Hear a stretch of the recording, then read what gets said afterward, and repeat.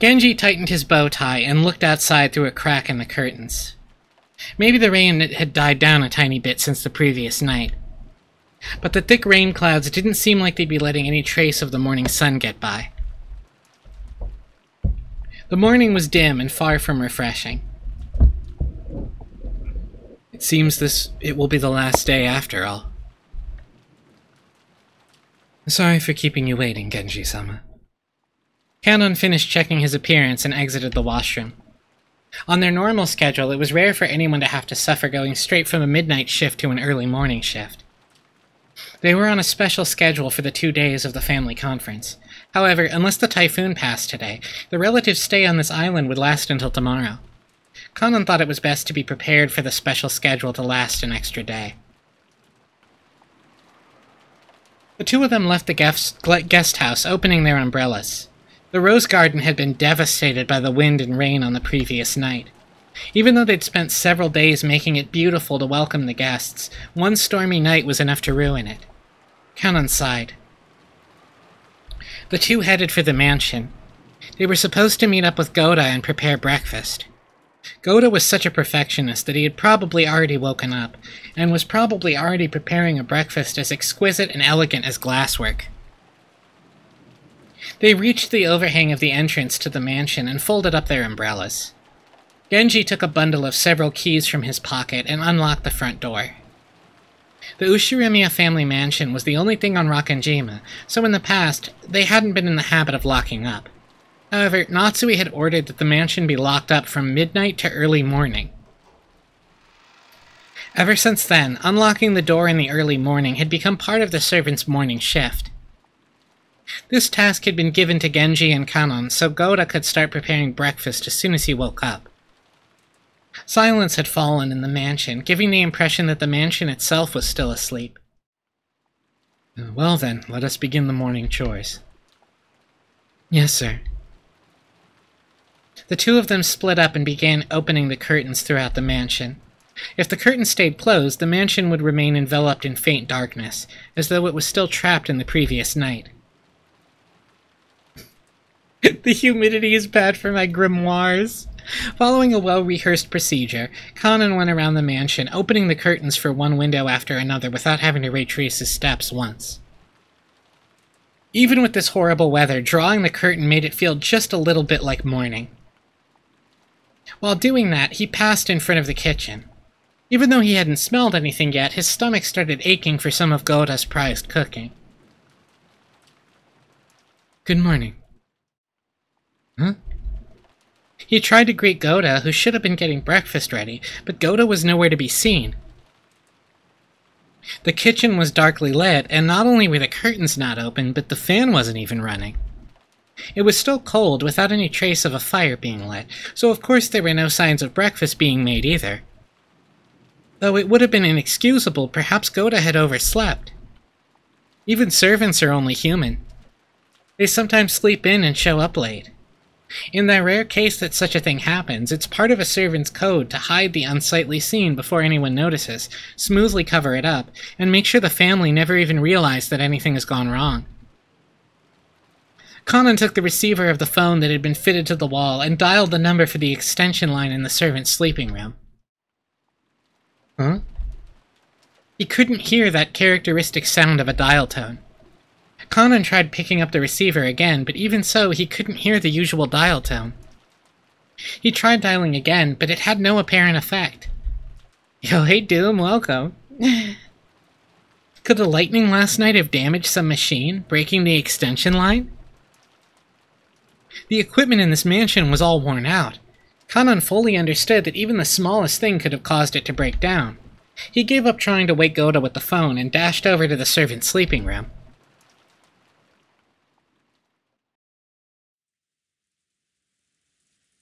Oh, well, I guess that's fine. How long has it been since I stopped sleeping and started lazily staring up at the ceiling? Back with sandwiches, anything crazy happen? Goda's not in the kitchen making breakfast like he's supposed to be, but other than that, no. Oh, and the phone lines are... The phone to the servants' quarters isn't working. That vague sense of awakening was part of Natsui's usual morning experience. Aw, thank you, Doom. I appreciate it. I totally understand. Thank you for stopping in and saying hi. She always slept lightly, and she couldn't sleep at all without medicine. To Natsui, sleep was definitely not a happy thing. When she looked outside, she saw that it was still pouring. If she hadn't sensed a tiny amount of light, she might have mistakenly thought that it was still the previous night. She herself was one of the hosts, so she mustn't wake up later than her guests. Urging herself on, she raised up her body, which still hadn't completely recovered from yesterday's weariness. No one would torment her as long as she remained inside this room. And her headache wouldn't get any worse here. This room was the only place she could find peace. So when she left, it meant returning to the world where her husband's siblings kept trying to stab each other in the back. In that case, wouldn't it be better to just stay locked up in this room forever? That ridiculous notion brought a bitter smile to Natsui's face. She was starting to sound like Kinzo. Though she often complained about Kinzo staying locked up in his own room and refusing to attend everyone else, the truth was that she longed to do the same. Natsui gave her head a small shake, and her fantasy was replaced by the reawakening of her usual headache.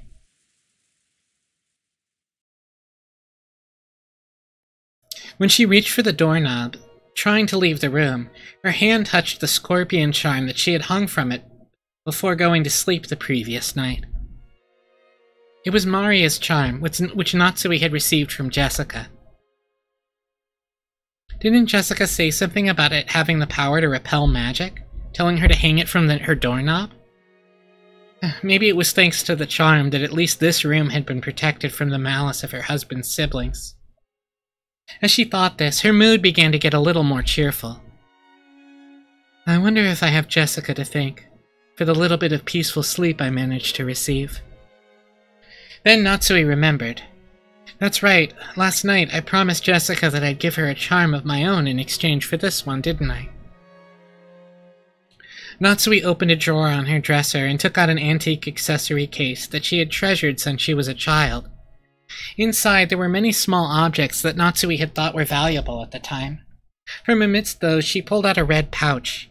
Inside was a small round mirror about 10 centimeters across. It looked quite old, but the design on the back of the mirror was very ornate, and it felt like something with historical value. At the very least, it seemed much more authentic than the other charm, which looked like a plastic scorpion keychain. She had heard that this was a spiritual mirror for warding off evil spirits, and she had been given it specially by her grandmother when her grandfather's mementos had been distributed. It had been believed since long ago that a strange power resided in this mirror. Perhaps people thought it could reflect calamity and malice in the same way it reflected light.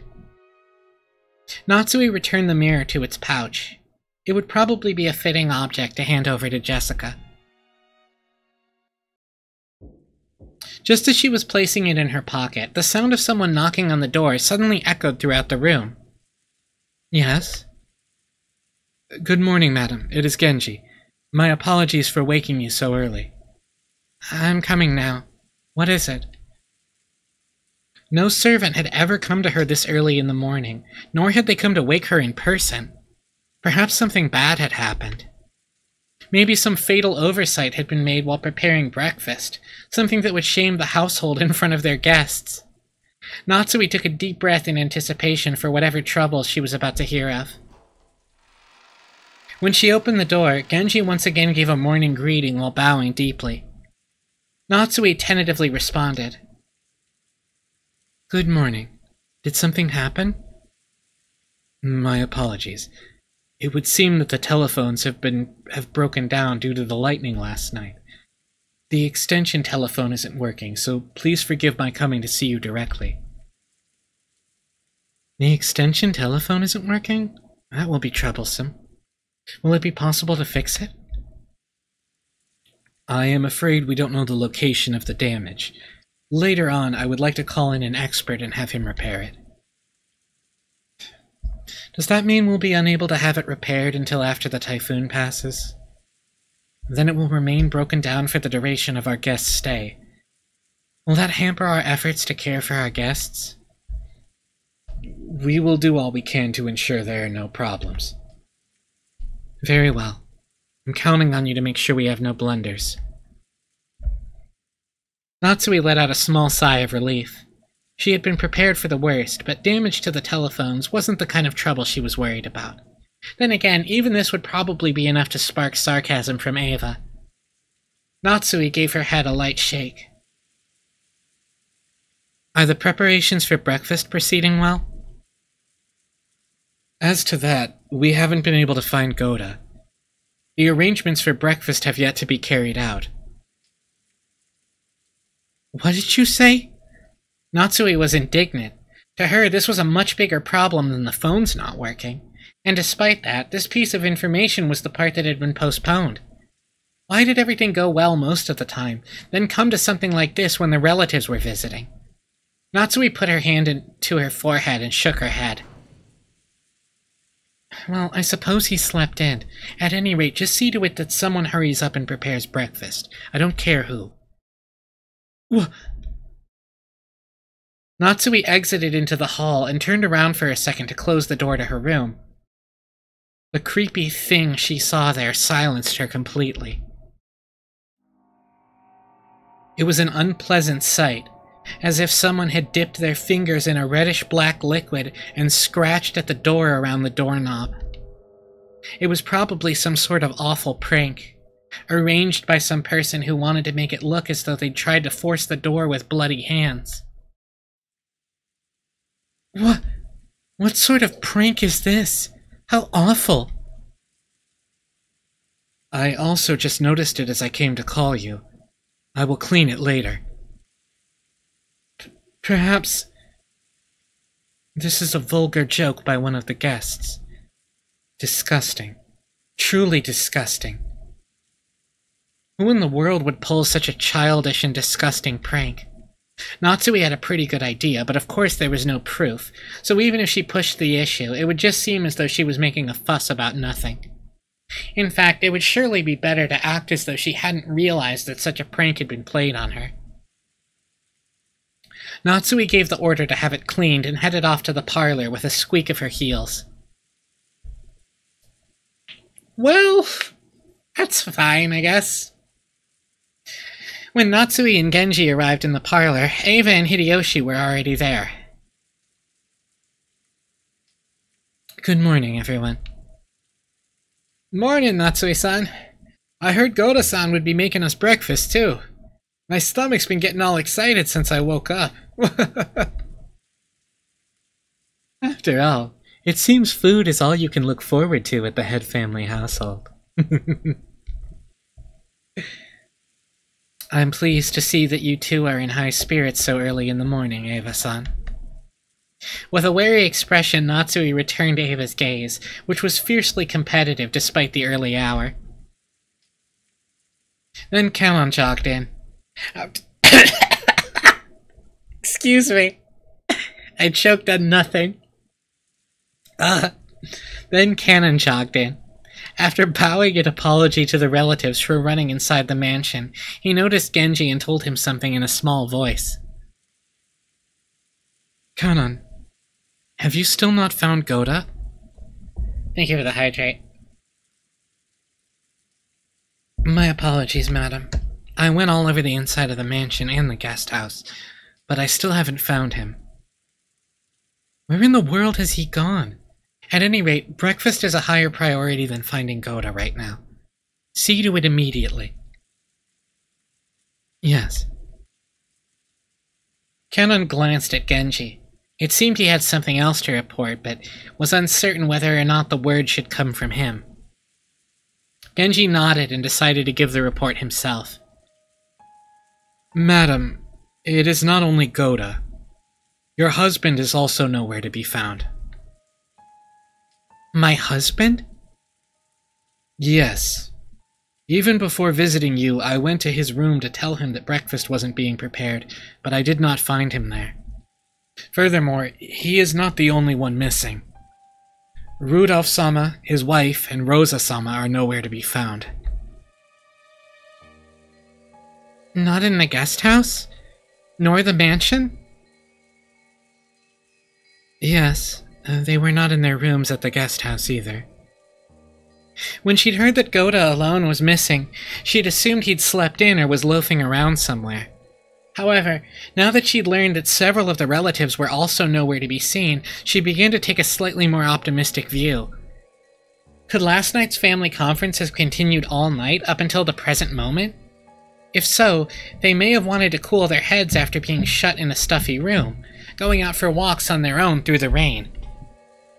The part about cooling their heads really sounded like something Kraus would say. Goda had probably been summoned to accompany them and aid them in some way. Goda was not a man who lost track of time. He had to understand that preparation for breakfast would be hindered if he did not return. However, maybe the family conference had continued until this very moment, with an atmosphere that would make it hard for anyone to slip out. Yes, that theory would be quite convincing for Natsui. She remembered the illusion she'd felt that morning, as though the previous night had never ended. When she learned that the feeling wasn't just an illusion, she once again took a deep, wary breath. After all, the banquet of filthy vultures circling Kinzo's property was still going on. Perhaps they're still discussing the inheritance somewhere in the garden, or maybe the beach.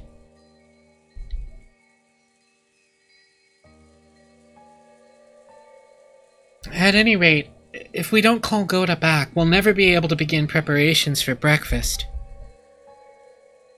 So what are you saying? Are Nissan and the rest still continuing their discussion?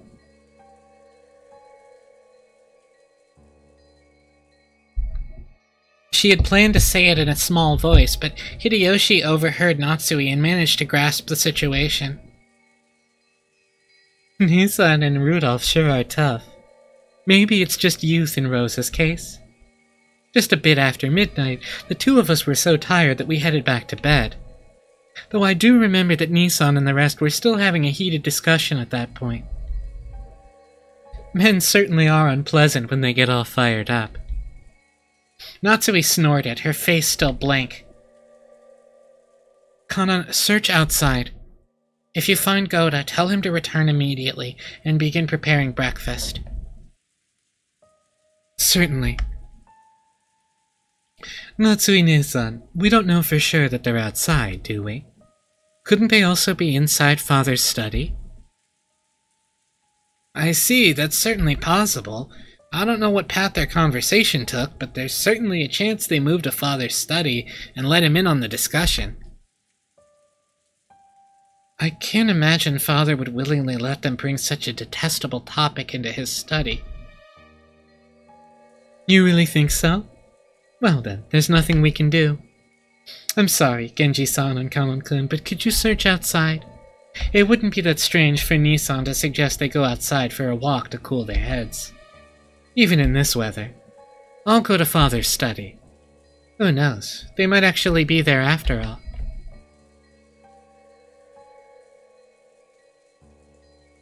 Eva-san, I couldn't ask a guest like you to exert herself so. I will go. I can also wish him a good morning while I'm at it. Oh, then I'll leave it in your hands. Though I somehow doubt he'll return your greeting. Natsui-ne-san, have you always been on such good terms with Father?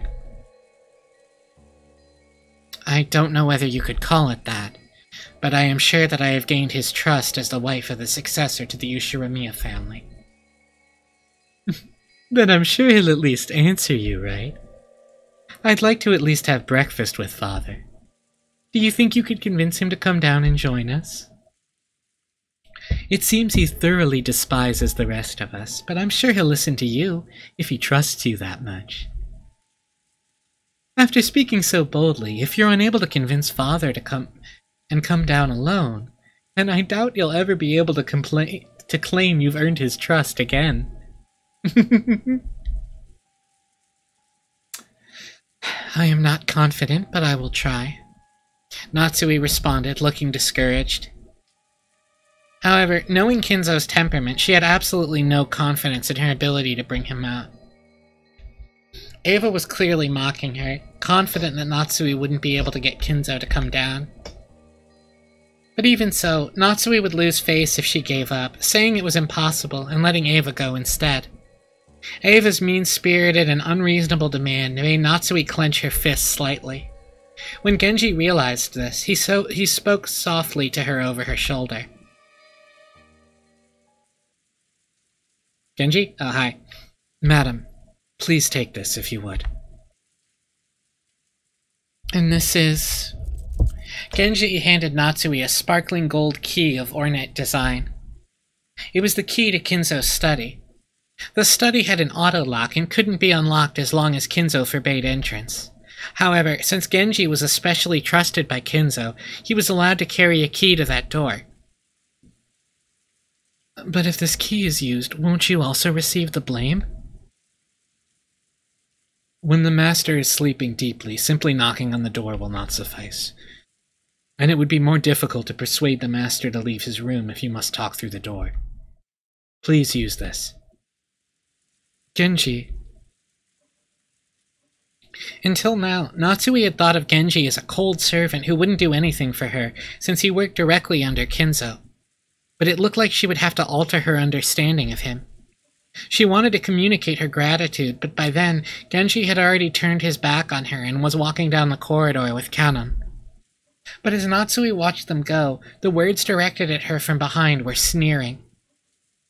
Well then, you must bring father with you, okay?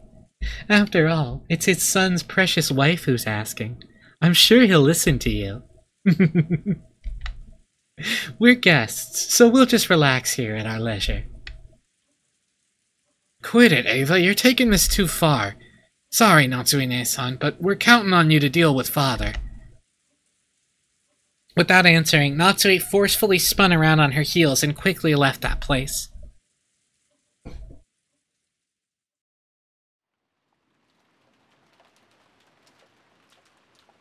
After all the excitement of the previous night, there was no way anyone was going to wake up early. George, Aniki, Jessica, and I were snoring loudly on the beds in the cousin's room. There you go. You can all breathe a little easier now. But Maria, who had gone straight to bed without joining in, was completely awake.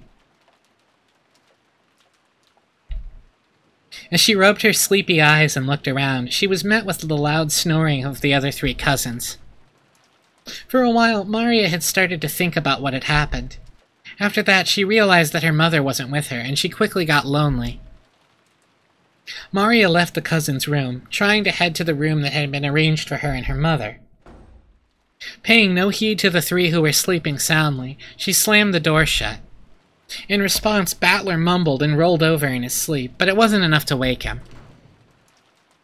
After a while, Maria returned, once again opening the door with a lively bang. Ugh. When she had left the room, her face had been sleepy, but now that she was back, she looked irritated.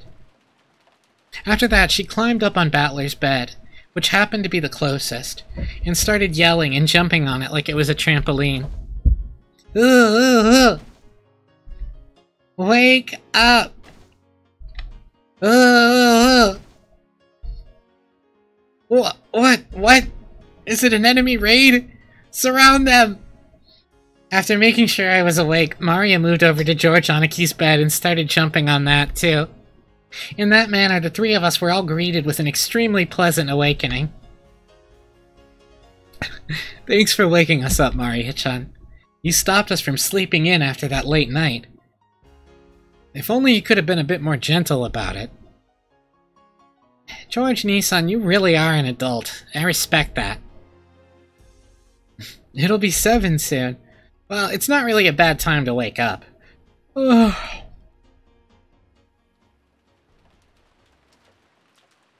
Ugh. Mama's not here. Ugh. Aunt Rosa? She wasn't in her room? I wonder if she's already woken up and gone to the mansion. Not here! Ugh! Ugh! Mama! Ugh! Maria kept groaning and looking unhappy. She didn't exactly seem lonely because her mother wasn't around. It was more like she was irritated and thrown off balance because her mother wasn't where she expected. If we could just tell her where her mother was, that alone would probably calm her down. But unfortunately, we had no way of knowing where Aunt Rosa was, except that she wasn't here. Anyway, it's time for breakfast, so let's head over to the mansion. That's right. Mario, let's go to the mansion together, okay? I'm sure Aunt Rosa will be there too. Mama's in the mansion? Then I'll go there. Yeah, guess we should go to the mansion. Our parents have probably already gone there. Maria regained her usual composure so completely, her earlier tantrum now seemed like a lie. We got dressed, left the room, and headed for the mansion.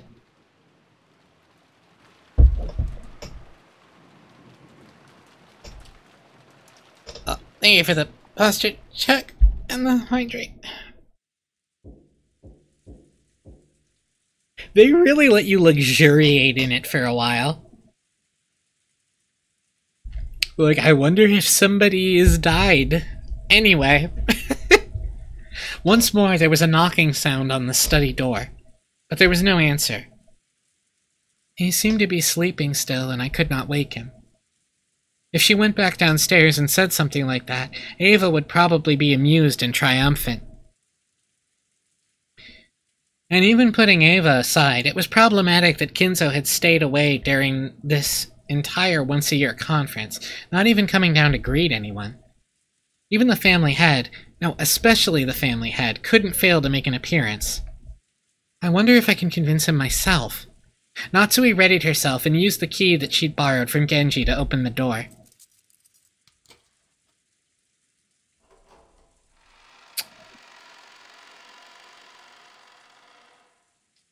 She did it. Even though she was prepared for the sweet stench, which seemed to eat into one's brain as it poured out a small crack in the door, she couldn't help but grimace. Thinking that he might still be sleeping, Natsui entered the room quietly.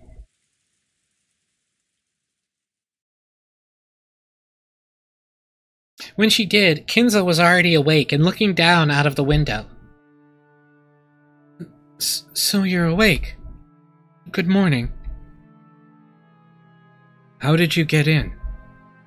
Kinzo spoke with his back still facing her. His voice was not harsh, but calm, and Natsui was slightly reassured. However, though he was awake, he wouldn't have ignored all that knocking if he was in a good mood. Natsui wasn't able to relax. My sincere apologies. I asked Genji-san, and he allowed me to borrow the key to the study. Oh. Genji did? If my friend thought it was that important, then I have no choice but to listen. So, what business do you have with me? Well, breakfast will be ready soon, and I would greatly appreciate it if you would join us. I will eat here. Have it brought here like always. But, Father, this family conference happens only once a year. Please, let them at least see your face. Go back downstairs. Are you asking me to join in as they discuss how to chew up my inheritance after I die? How foolish. Let them speak of such matters as much as they please without me. And if that's what you call a family conference, it's hardly worth leaving my room for it. I am busy. Do not bother me. His last words carried the threat that any further questions would not be appreciated. Natsui realized that adding any further pleas would finally bring his wrath down upon her. She didn't look forward to facing Ava's sarcasm, but there was nothing more Natsui could do. Is that so? Understood. I am sure everyone will be sorry to hear it, but I will tell them. Natsui decided to give up. Bowing silently, she tried to leave the room before Kinzo's spasmodic temper could flare up. As she did, Kinzo spoke to her. His voice was so calm and gentle, it felt like it came from an entirely different person. Natsui, it has been quite some time since you married into the Ushiromiya family. Yes. It has been many years since I was first permitted to bear the name Ushiramiya. Do you sometimes long for your previous family? No. Marriage means abandoning your birth family. I am Ushiramiya Natsui. The Ushiramiya family is the only family I can come home to, the only one I am fond of. She truly wasn't exaggerating. Such was the resolve she felt whenever she applied the Ushiramiya family name to herself. And that's precisely why she was so saddened when her husband didn't treat her like an Ushiramiya, leaving her to race about in vain.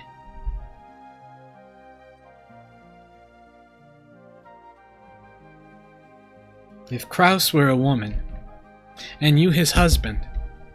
No, I won't say that. What do you mean by that? Father? Natsui was shocked. If Kinzo's words just now were what they seemed, it would have been more than enough to make up for all she'd suffered up to that point. Forget it. It's just the nonsense of an old man. Kinzo once again faced away from her. He told her to forget it, but Natsui couldn't help feeling a warmth in her heart. Father, even though I, Natsui, am not connected to you by blood, I am still your daughter. I will most assuredly see to it that your honor and glory and everything you have left behind are protected.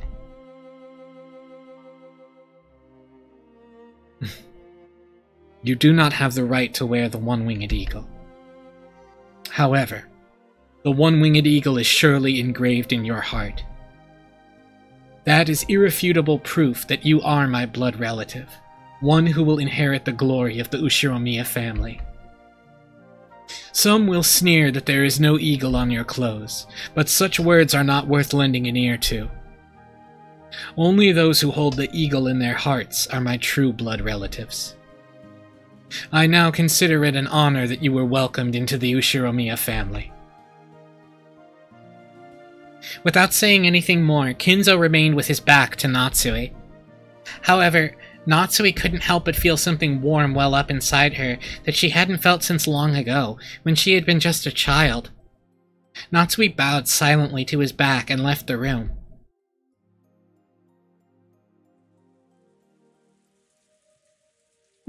Good timing.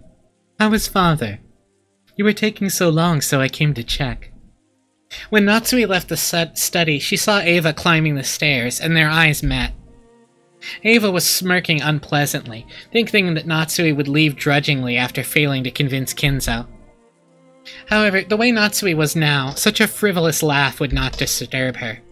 She was not permitted to wear the family crest on her clothing, but she was permitted to wear it in her heart. So she spoke calmly, clearly, and confidently, with the dignity of one who would protect the Ushiramiya family's glory. Father said he would not join in on the family conference. He says he has no interest in discussing such obscene matters.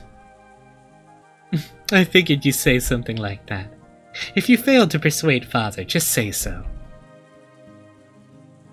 How pitiful. I'm beginning to see why Father lamented so. What do you mean by that? Natsui did not answer. Just as Kinzo had done earlier, she showed Ava her back as she headed down the stairs. Ava finally realized that she was being made fun of. That something had happened to quickly bolster Natsui's confidence. Even so, she apparently didn't have the courage to risk Kinzo's wrath. Unable to even knock on the door, she could only click her tongue, make a motion as though scratching at it, and follow after Natsui. So, were Nissan and the rest there? Did you ask Father about them? I didn't get the chance to ask, but they were not inside the study. Father would never let them go into his room to discuss such a lowly topic, so it is unlikely he knows where they went. Let us go downstairs and wait for the servants to return from their search. Breakfast may be late, but how would you like some tea, Ava-san? Holy shit!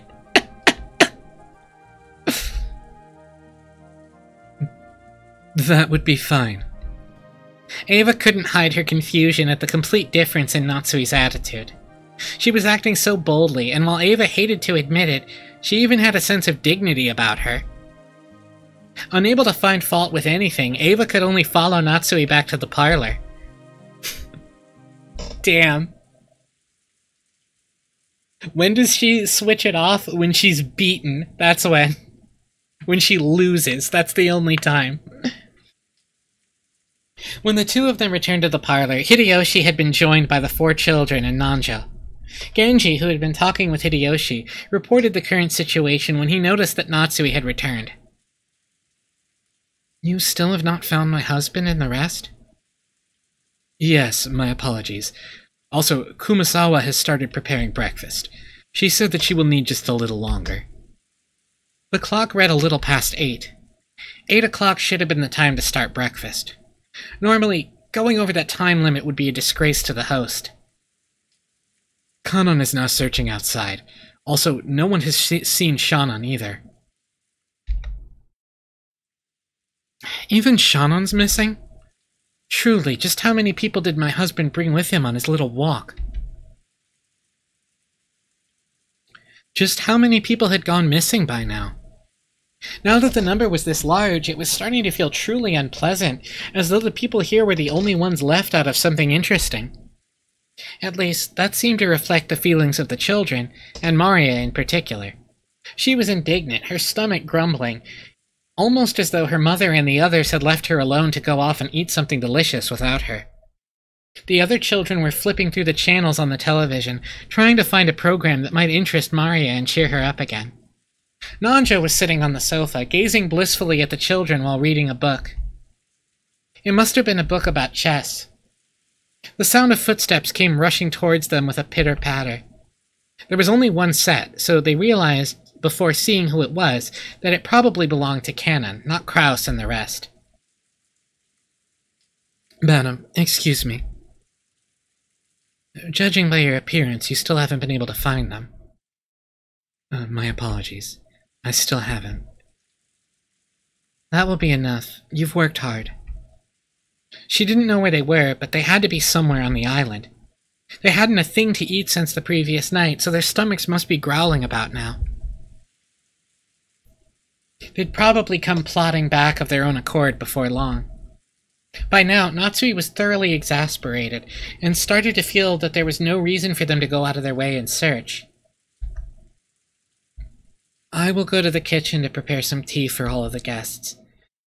Thanks to both of you for all of your hard work so early in the morning. Natsui left the parlor, acting as though the release in tension had caused a new surge in her headache. Kanon tried to call her back, but Natsui left swiftly. What is it? Was there something else? Yes. I was unable to find her husband or anyone else, but... well... Kanon sounded evasive. It looked as though he didn't know where they were, but had spotted something that might be connected to their disappearance. Eva and Hideyoshi noticed this exchange of words and came over. They'd probably picked up on something strange in Kanon's behavior. What's going on, Kanon-kun? Did you find Kraus Nissan and everyone else? Actually, the Rose Garden storehouse looked strange. What do you mean, it looked strange? It was, how should I explain it? Kanon hesitated once more. His tone wasn't at all what you'd expect from this usually fearless boy. Seeing this, Ava and Hideyoshi looked at each other dubiously. What do you mean? Are you saying Nissan and the others were inside the storehouse? No, I am going to inspect the inside now. I just now came back to get the key, but... I don't really get it, but it sounds like we just gotta look around inside it. Where's the key to that storehouse? It is in the servant room. Let us check inside the storehouse at once.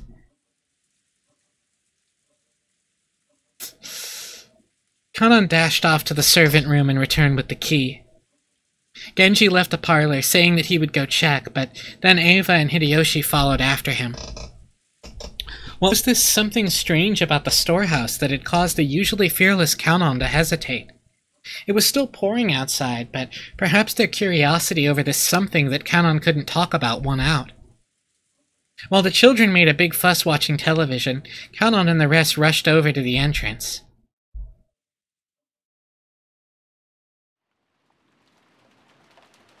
God, there's no music! There's no music, even! The Rose Garden storehouse was a place that housed various tools used to manage the garden. It was definitely not a pretty building. Because of its appearance, it had been built so that it was hidden in a corner of the Rose Garden. Kanon, Genji, Eva, and Hideyoshi came cutting across the Rose Garden holding umbrellas. They entered a small path just off the Rose Garden, which was normally off-limits for those appreciating the garden, and only used by those maintaining it. As they dashed down that, the storehouse came into view in front of them.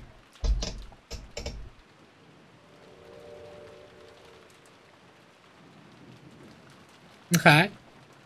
It was quite an old shed, and compared to the flawless, perfect beauty of the Rose Garden, it was pretty seedy looking. It was easy to understand why it had been built in a hard-to-see place. Eva and Hideyoshi had arrived at the storehouse long after Kanon and Genji. You two sure are fast. I thought my heart was gonna explode. I never knew they had a storehouse way over here. But... What is that?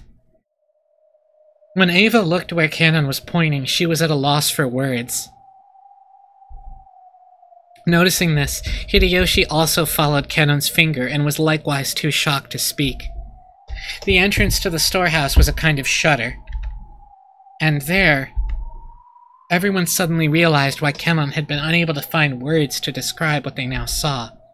On the shutter, which was completely filthy from being exposed to wind and rain for so long, stuck right on it,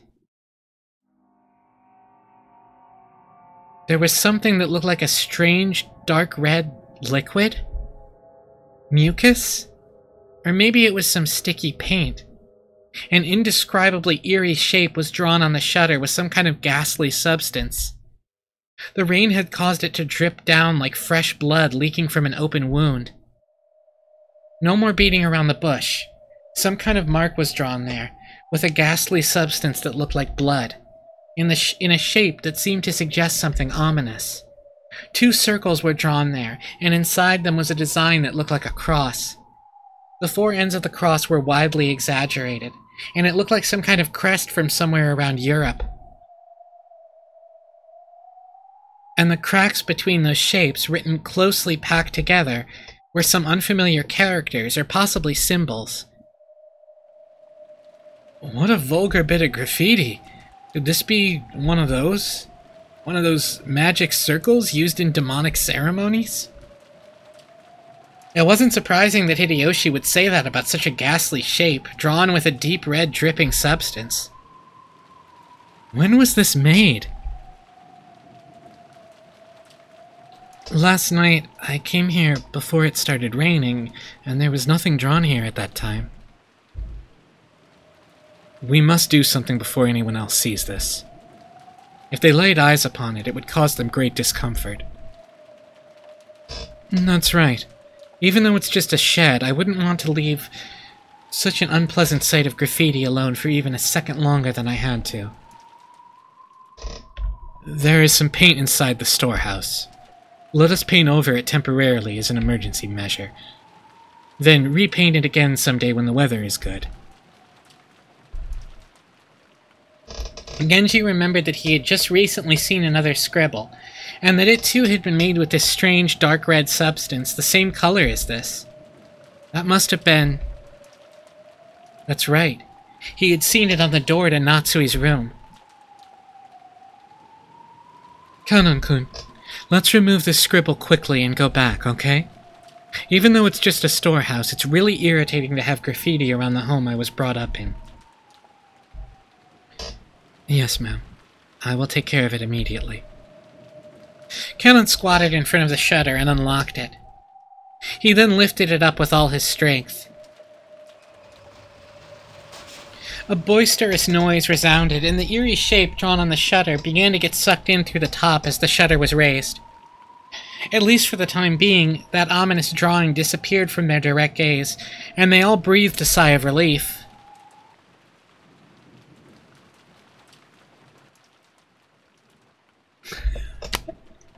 Okay. Well, we'll cut back to them in a minute, I guess. Thanks to a kids program they came across, Maria was feeling much better. Battler and Jessica were poking fun at the kids show at every turn, cackling together. George was enjoying the program with Maria from her perspective. Nanjo sat on a sofa by himself, passing the time reading quietly. They heard footsteps coming from the hallway.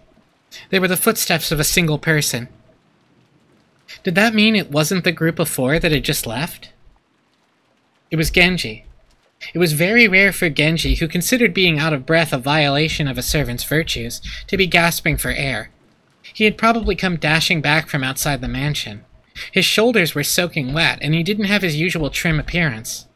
When Genji noticed Nanjo looking at him, he gave a small, silent bow and quickly approached him. Dr. Nanjo, my apologies. Please come with me quickly. What is the matter? As Genji whispered something into Nanjo's ear, Nanjo went pale. He rose from the sofa, trying not to be noticed by the children who were still engrossed by the TV, and the two of them rapidly left the parlor, muffling their footsteps. Just as they were about to exit the parlor, they came across Natsui, who was pushing a serving cart loaded with a tea set. Genji whispered something into Natsui's ear, and Natsui went pale too, in apparent shock. Then, leaving the serving cart where it was, the 3 of them dashed towards the entrance. George noticed them running down the rose garden through the window. What's that? Isn't that Genji-san and Dr. Nanjo and that's Aunt Natsui, isn't it? What's up, Aniki? Maybe something's happened. They look terribly flustered. When Jessica and Maria saw that Eva, Hideyoshi, and Nanjo were no longer in their seats and that the serving cart had been abandoned in the entrance to the parlor, they also realized that something was the matter. Could there have been some kind of accident? Let's go check it out. It's no fun if we're the only ones left out, right? For some reason, what Battler said sounded extremely indiscreet, but they couldn't deny that they were a little insecure and concerned after seeing the adults run off into the rain without regards to their appearance. Let's check it out, okay? I'm worried something might have happened. Jessica's uneasy words spoke for all of them. Hey, Maria, are you coming too? Or will you watch TV? Ugh. Wanna watch TV? Ugh. Let's go on without her. Maria-chan, we'll be back soon. You keep watching TV, okay? Ugh.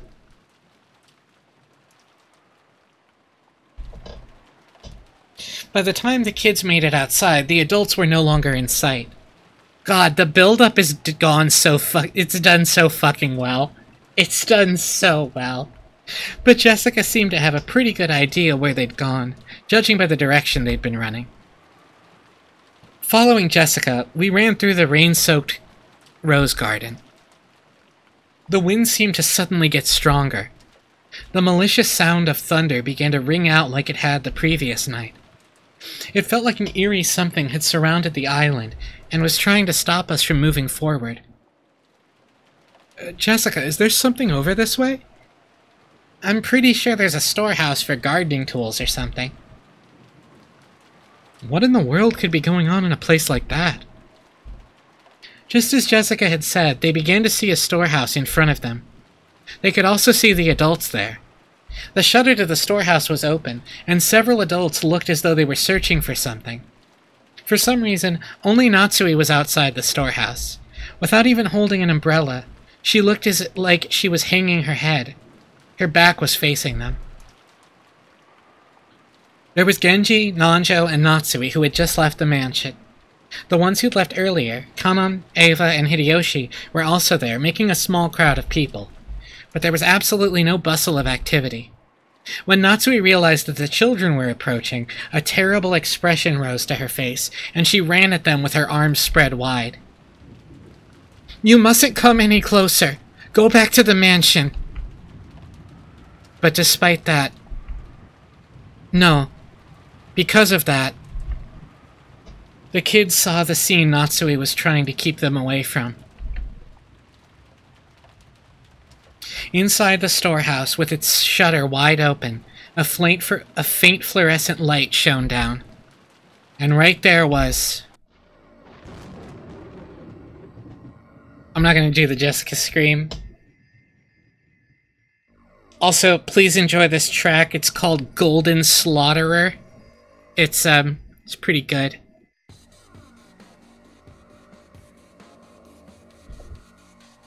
Oh my god, here we go.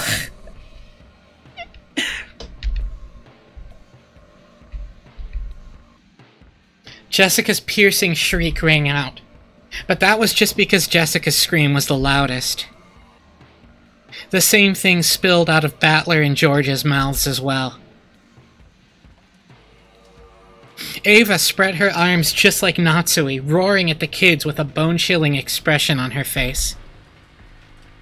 "George, take everyone and return to the mansion. Quickly. Right now." When Natsui spread her arms, I thought she was trying to prevent us from advancing any further. But that wasn't why Ava was spreading her arms right now.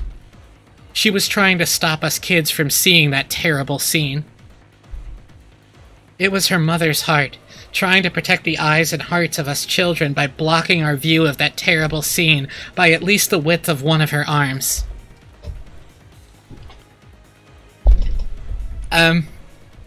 So there's not going to be any visual representation of what's in the storehouse, but there's going to be a description. It's rough. Is this some kind of joke? Is it? I'd seen this kind of cheap scene all too often. In manga, TV, anime, and movies, I'd seen it over and over again. This was just seeing something appear in real life that I'd seen plenty of times in some of those more sensational movies, right? That alone shouldn't... But that suit... It's that old bastard's, isn't it? I get it. Then that's Uncle Kraus. And that's Kyrie-san. And Aunt Rosa. Dad! You mustn't, Jessica. You mustn't go in. You mustn't look. Dad! Yeah, it's, yeah. Rigor mortis has set in across almost the entire body. Most likely, 6 hours or more have passed since death. As far as I can tell by looking at the damaged area, there is a high probability that they were damaged after their deaths. No, I must watch what I say. I'm a general practitioner. Examining corpses is outside my area of expertise. So what does that mean? Just killing them wasn't enough? So they went on to do something like this? The devil. This here's the work of the devil. Aunt Natsui caught Jessica in her arms, and Aunt Ava caught George Aniki. So I was the only one who could approach the entrance to the storehouse. Also, sorry, but listen to this fucking song. It's incredible. If only there had been someone there to catch me too. I wouldn't have needed to have this horrible, evil scene burned into my eyes. No, that's not it. It isn't that there's no one here to catch me. The people who should catch me. They're right there, aren't they? Just as Jessica said, it did look like a storehouse for gardening tools. A lawnmower with extra blades, a grass sickle and a hammer, some carpentry tools such as a saw, piled up potted plants and bags of fertilizer. And treated just the same, The corpses of several people had been laid to rest there. No, had been tossed in there. I could tell them by their clothes. Hello, Dot. You are... you have come at a very wild time. Welcome, we've discovered some dead bodies. I could tell them by their clothes. That old bastard and Kyrie-san. Uncle Kraus and Aunt Rosa. Beyond that, Goda-san and... Are there still more of them? How many people died? You're fucking kidding me. I can't even count them on one hand.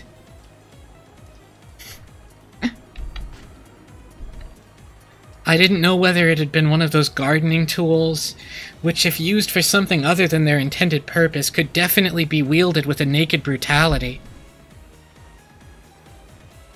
Or whether some horrible tool had been brought in here specifically for this. Anyway, each one of the bodies jammed in here had been given an atrocious makeup. It wasn't makeup, it was more like their faces had been plowed.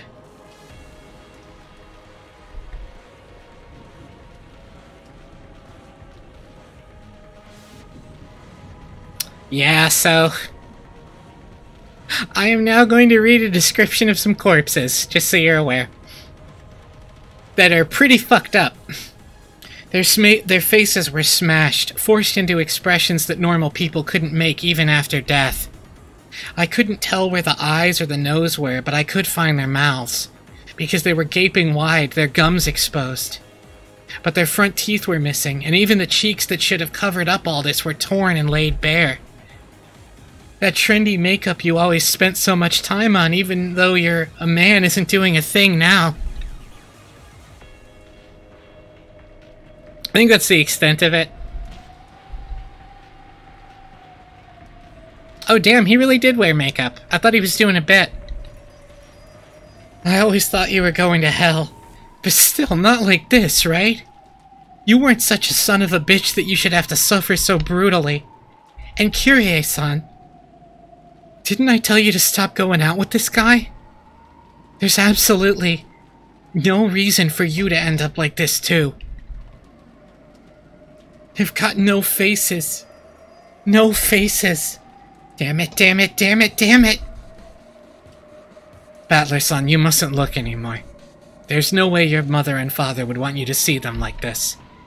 For your mother and your father's sake, you mustn't look anymore. Dead people are supposed to have faces that look like they're sleeping peacefully, right? They've got no faces. My dad and Kyrie-san have no faces. I don't even know what kind of faces they were wearing when they died. What's wrong with me? Will I have to see these smashed monster-like faces every time I remember them? That's just great. I didn't want to remember that old bastard's smug face anyway. Just great. Just great. But why even Kyrie-san's face? Kyrie-san wasn't a crook. Sure, she ticked me off a bit now and then. But she was like a cool big sister to me. This is wrong. This is all wrong. At least Uncle Kraus has it better, doesn't he? It's not his whole face, just the side. At least he's got half his face left, right? That's still better. That's still better. Jessica's there. Too. Battler, Jessica's there, so... maybe don't say that so much. Jessica filled her ears with the sound of her own screaming, trying to shut out my reckless words. Stop it, Battler-kun. Just stop it. Just stop it. Aniki! Aniki! Disregarding age and appearance, I fell to my knees, clinging to Aniki's waist and sobbing. It was as if I was crying on behalf of everyone there. Representing the feelings of everyone there, I screamed over and over. Yeah, it's quite abrupt, isn't it? It's really, it's just, yeah. Oh my god. Well, there's our first Twilight. Father, the ones lying over there are Uncle Kraus, Uncle Rudolph, Aunt Kyrie, Aunt Rosa, and Goda-san. Just those 5, right? No. There are 6 people. There's one more person over here. The body Hideyoshi was looking down on now happened to be hidden among the shadows in that mountain range of objects, in a blind spot to George, who stood by the entrance. So George couldn't tell whose body it was. So George cursed himself. He cursed the fact that his worst guesses always turned out to be right. So, the one lying at your feet is Shannon, isn't it? Yes, it's Shannon-chan.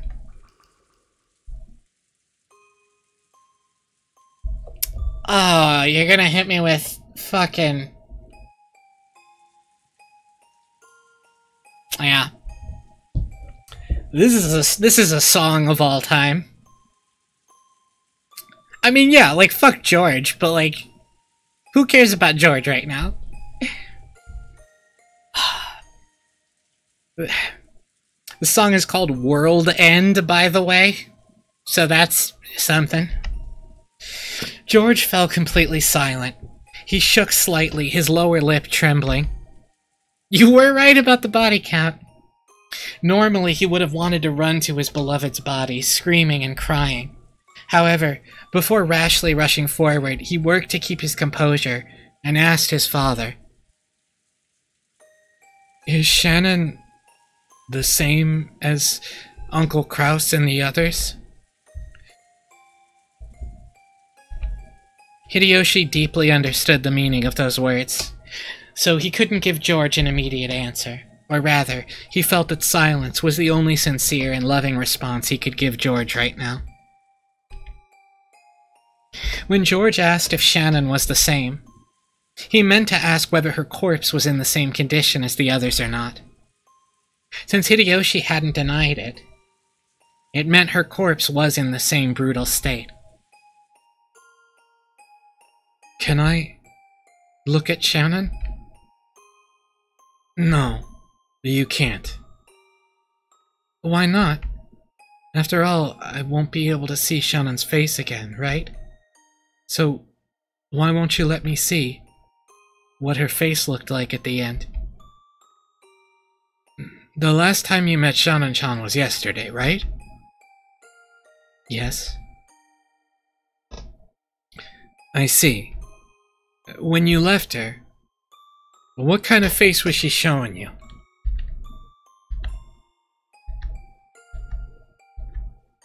Oh yeah, we're gonna do this? It was a wonderful smile.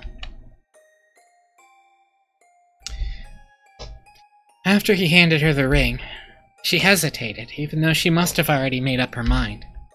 Then she looked bashful, and ran away because she was embarrassed to let him see her face looking like that. That's the expression that was revived in George's mind. I see.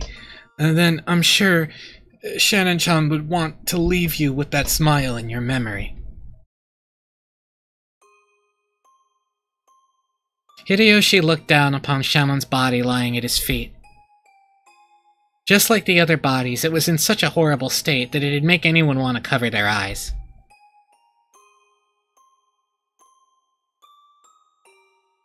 Yeah, like, to be fair, like, the other kids are being physically restrained. Like, George was restrained by Ava, and, who's the other one? Jessica was restrained by, Natsui. Her head had been smashed in from the side, and no more than half of her expression remained. If the remaining blood-soaked half of her expression had been wiped clean, would that graceful smile of hers have peeked out? But only half of it.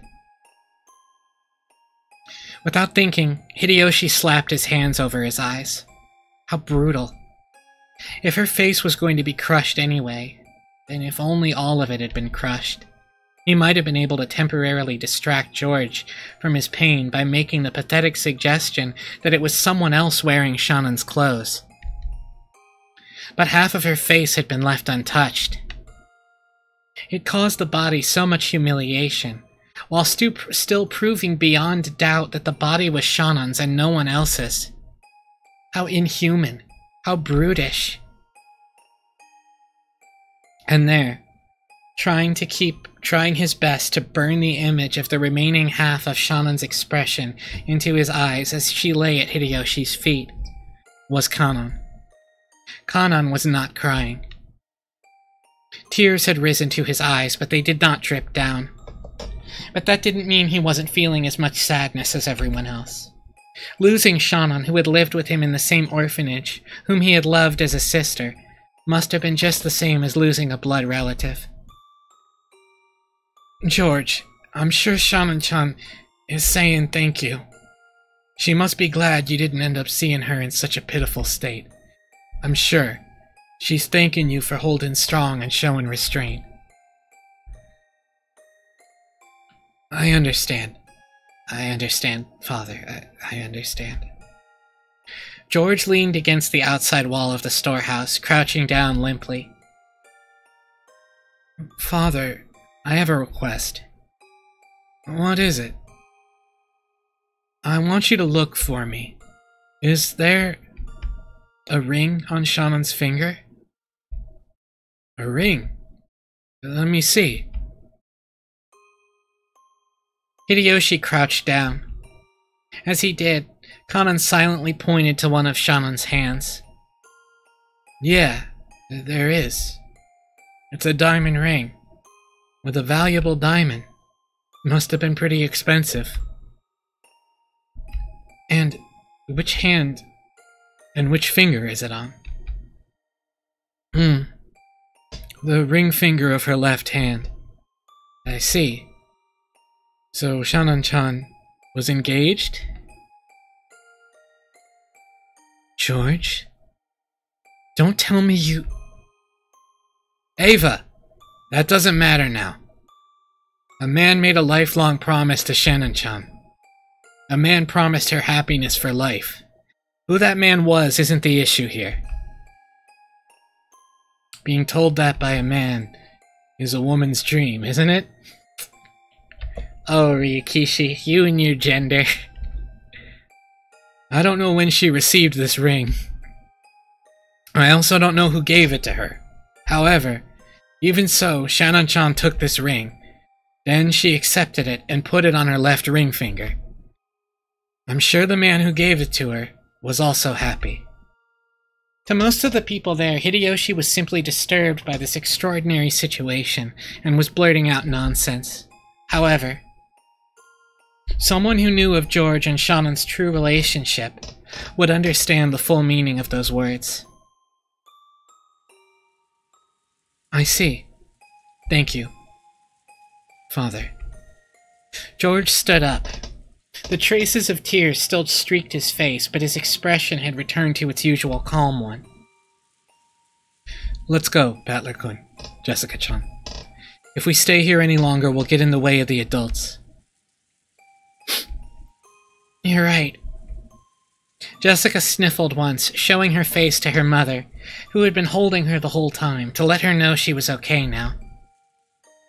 When she faced George again, she once again had on her usual expression, although she still couldn't smile. Battler, hang in there. Battler kept on crouching in front of his parents' bodies. I'm sorry. Crying like hell calmed me down. You bastard, Dad. I bet you're laughing at me. After all that shit I talked about you, here I am crying like a baby just 'cause you died. Well, so what? I guess I just got the gene that makes you cry when your parents kick the bucket. Battler's face was still bright red from the tears, but he had at least recovered enough to fake a smile, if only a bitter one. Yeah, what a fucking line that is. Right? Like, what a line. Oh my god. Kanon, you mustn't remain here any longer either. Take the children and return to the mansion. Natsui had been standing under the rain this whole time, unable to take a step into the storehouse. Thank you, Zeros. Maybe she had her own way of grieving, different from Battler's. Realizing that she had to take on a role of responsibility now that her husband was dead, she gave Kanon those orders. Yes, madam. Kanon rose silently and turned to face me. His face was pure white, almost as though his own heart had died along with Shannon, and there was no life in his expression. On an ordinary day, if he had been told to guide the children through the beautiful rose garden, Kanon might have led the way. But now, there was no distinction between Kanon and the children. They were now just kids of about the same age, suffering the pain of losing those close to them. After making sure that the children were leaving, Natsui started giving orders to Genji. Genji, contact the police immediately. They probably won't be able to come until the typhoon passes, but they should be able to tell us what to do next. Understood. There is an emergency radio, so I will use that to contact them. When she heard that, Natsui remembered. That's right. The phones were out today, weren't they? However, they also had a radio, since they couldn't necessarily rely on phones all the time while living on an isolated island. At any rate, they should start by contacting the people and receiving their instructions. Contacting the police, excuse me. Everything else could wait. Dr. Nanjo, is there anything more you can do here? I'm sorry I laughed. I think there... I don't think that there is. Unfortunately, there is nothing I can do. Understood. Genji, could you at least cover their faces with something? Exposing them like this is humiliating to them as well. Yes, ma'am. Genji picked up several dried towels from inside the storehouse, when Ava stopped him with a shrill voice. Wait a second. Stop. This is the scene of a crime, isn't it? Then we mustn't disturb it. We all panicked and walked in here with our shoes on, but even that will surely get in the way of the police's investigation, right? Natsui glared at Ava, offended. Objectively speaking, Ava was right. Even so, she glared at Ava as though accusing her of refusing to do those tragic corpses, which had been humiliated even after death, the simple kindness of covering their faces. However, Ava had spoken both calmly and correctly. This horrible situation definitely wasn't an accident. It was a crime. Someone had killed them. It was a murder case. So they needed to be careful to avoid disturbing the site any further. They had to do what little they could to aid the police, preserving clues that might help catch the detestable culprit. I agree with Ava-san. Until the police come, we should leave everything be. What do you say, madam? You're right. Very well. Close it up. And, just in case, we should put a different lock on it. A different lock? Yes. When we came here, the shutter was locked. Oh, hey, remember that? The shutter was locked. That means the culprit used the key to the shutter to lock it. That makes sense. So, does that mean the key that opens this shutter will have the culprit's fingerprints on it? I'm sure it'll be worth submitting to the police as evidence, but Kanon-kun usually has it, and he used it to unlock the shed just now. It'll probably have Kanon's fingerprints on it. Also, that key was handed to Genji-san just now, and he took it with his bare hands. It doesn't look like it'll be very useful as evidence. Yeah, imagine playing Danganronpa, but the characters are smart. That was careless of me. My apologies. Genji-san, are there any other keys to this storehouse? I'm just loving every, like, chat thing being answered immediately. Yeah, nobody said a word about Goda. Oh my god. No, only this one. So, the culprit walked out of the servant room with that key, and then was nice enough to return the key to where they found it? Ah, diagram time. The first diagram. Hideyoshi's theory sounded plausible, but it was actually very strange if you thought about it. Why would they go to all the trouble of returning a key they stole? No, if you think about it even more deeply, there are some points that are even more bizarre. When a criminal hides a body, they're usually trying to delay the point at which it'll be found, so they can use that time to escape. The six weren't necessarily killed here, but it was reasonable to assume they were killed somewhere on this island, carried to this storehouse, and hidden to delay the discovery of the crime. And yet, the eerie magic circle scribbled on the storehouse shutter had eloquently indicated the location of the hidden corpses. Sure, it didn't explicitly mention the corpses, but 6 people had gone missing.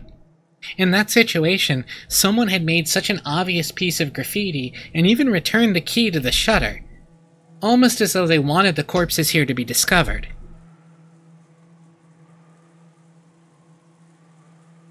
Anyway, we can't put all our faith in a lock that the culprit has opened once before. If we want to protect this place from the culprit's hands, I think we should put a new lock on it. I think that is a good plan. I agree. I like that that one wasn't even the characters, it was just the narrator. Genji fished around inside the storehouse and unsealed a brand new padlock that had been inside a small box. But what should I do with the key? I will take it. I will take responsibility and hand it over to the police. Natsui took the key to the padlock from Genji's hand. After that, they all exited and lowered the shutter. And so, the corpses were once again sealed behind that shutter, which were still covered with that creepy magic circle. Genji crouched down in front of the shutter to fasten the new padlock. Shutters often have a place in front where you can attach your own lock, in addition to the main lock of the shutter. This was one of those types. In addition to the roar of the sun, in the midst of the roar of the thunder and the pouring rain, the storehouse stood there ominously. With its closed shutter still covered in a creepy... Help me. With its closed shutter still covered in a blood-like creepy substance, it swallowed up the bodies of the 6.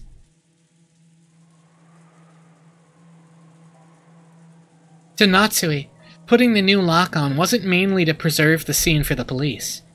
She might have felt like she wanted to shut that mouth for all eternity, to prevent that eerie beast from swallowing up any more victims. Come on, let's go, everyone. Dr. Nanjo, thank you very much for your work. Genji, hurry and contact the police.